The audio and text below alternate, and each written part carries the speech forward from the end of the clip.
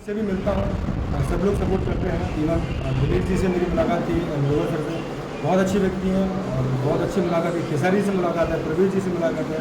Even प्रवेश जी के साथ हम लोग मैच भी खेले हैं, बहुत सपोर्ट करते हैं। इवन हम ये एक्सपेक्ट नहीं कर सकते कि वो आपको काम दिलाएंगे, आप एक्सपेक्ट कर सकते हैं कि उनका आशीर्वाद आपके लिए बहुत है।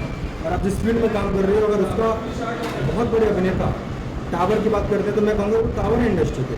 आज भोजपुरी इंडस्ट्री जो है, अगर दिलीप जी, पवन जी, खेसारी जी सब लोग नहीं होते, चिंटू जी सब लोग नहीं होते तो क्या भोजपुरी इंडस्ट्री होती? मनोज जी ने छोड़ा, रवि किशन जी ने छोड़ा, तो इन्होंने उसको पकड़ा है, तो बहुत सपोर्ट करते हैं। इंडस्ट्री में बहुत उथल पुथल चल रही है अश्लीलता को लेकर के, इस पे आपकी क्या राय है?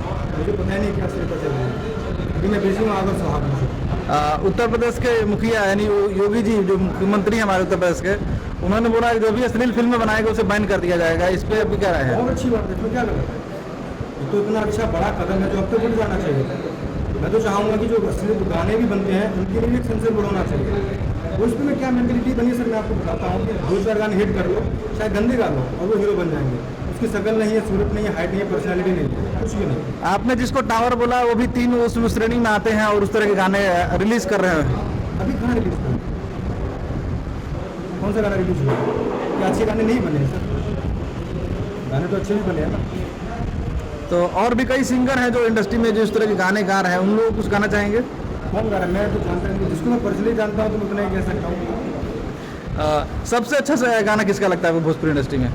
पवन जी का गाना मुझे बहुत अच्छा लगता है। पवन सिंह जी बहुत उनसे अच्छी आवाज़ किसी की भी नहीं है भोजपुरी इंडस्ट्री में, बहुत अच्छा।